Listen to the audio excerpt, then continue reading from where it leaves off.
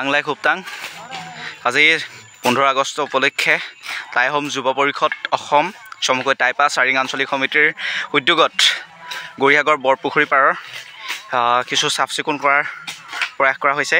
আপোনালোকে দেখিছে সমগ্ৰ পৰিৱেশটো কৰি থকা হৈছে। অলপ বেছি কিজন নহয়, আমি কম কৰোঁ মানে টাই হোম যুৱ পৰিষদৰ এয়া সভাপতি মহোদয় লাগি আছে পুৰা, বোলে সকলোৱে লাগিছে, সহযোগ কৰিছে, সকলোকে ধন্যবাদ জ্ঞাপন কৰিছোঁ।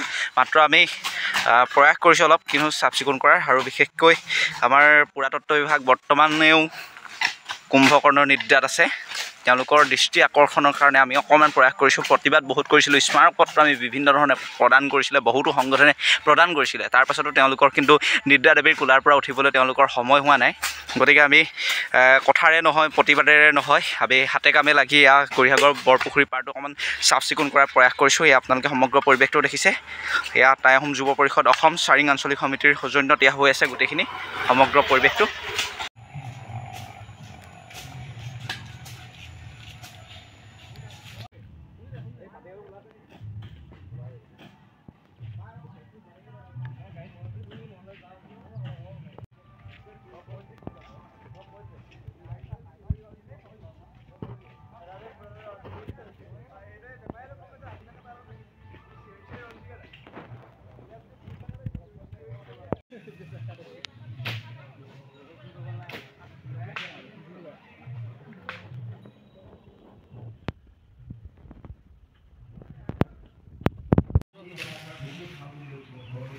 ভিডিও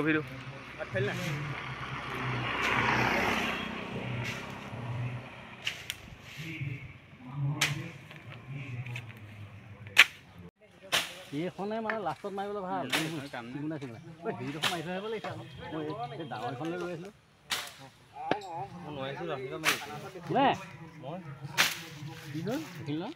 ভিডিঅ'টো দেখুৱাই আপলোড কৰিবি, ফেচবুকত দিম, পাপি এটা দিম, চবৰে দিম। এই আমাৰ এইবোৰ